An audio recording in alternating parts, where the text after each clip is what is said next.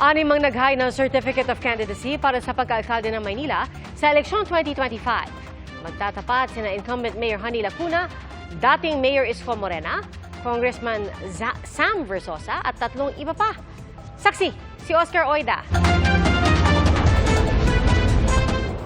Sa huling araw ng filing ng Certificate of Candidacy, humabol si dating Manila Mayor Isko Moreno. Makakatapat niya sa pagka-mayor ang incumbent at dati niyang bise na si Honey Lacuna. I respectfully ask Ate Honey, Ate, pwede akong bumalik sa pagka-mayor. And swiftly, she answered, no, I'm running for re-election.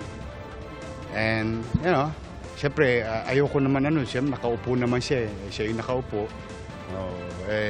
Karapatan naman din niya yun. So, what I did is kiss her, said goodbye, and hug Doc Pox. Kasi alam mo, ito mahal na mahal ko yung mga yan. Sa totoo lang. Mahal. Dahil kay Danny Lacuna. Bilang pagtanaw ng utang na loob. The last time we spoke to each other was, I think, July 12. Doon niya sinabi? Opo. Paano po niya sinabi sa inyo? Sabi ho niya, tatakbo po siya. Ano sinabi?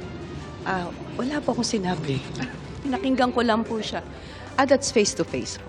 Tatakbo rin bilang mayor ng Maynila si Tutuktuin Party List Representative Sam Versosa.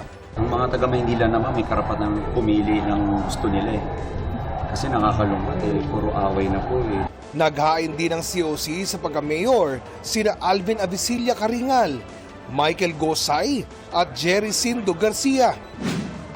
Sa Davao City, naghain ng kanyang COC si dating Civil Service Commission Chair Carlo Nograles, na dating Cabinet Secretary at acting presidential spokesman noong panahon ni dating Pangulong Rodrigo Duterte. Makakalaban ni Nograles sa pagka-mayor ang dating Pangulo. Bukod sa dalawa, magtatapat din ang kapatid ni Nograles na si Margarita at ang anak ni Duterte na si Pulong Duterte sa pagkakinatawa ng unang distrito ng Davao City.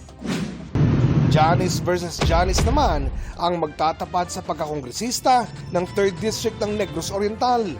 Ang isang Janice, si Pamplona Mayor Janice Digamo, biyuda ni dating Negros Oriental Governor Roel Digamo. Makakalaban niya si Janice Teves Gaston, ang tiyahin ng magkapatid na Pride Henry at Arnolfo Teves Jr.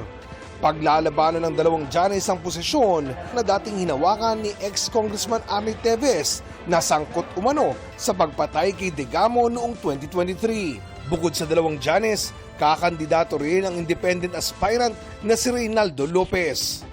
Para sa GMA Integrated News, Oscar Oida ang inyong saksi. Mga kapuso, sama-sama tayong maging saksi. Mag-subscribe sa GMA Integrated News sa YouTube at para sa mga kapuso abroad, samahan niyo kami sa GMA Pinoy TV at sa www.gmanews.tv.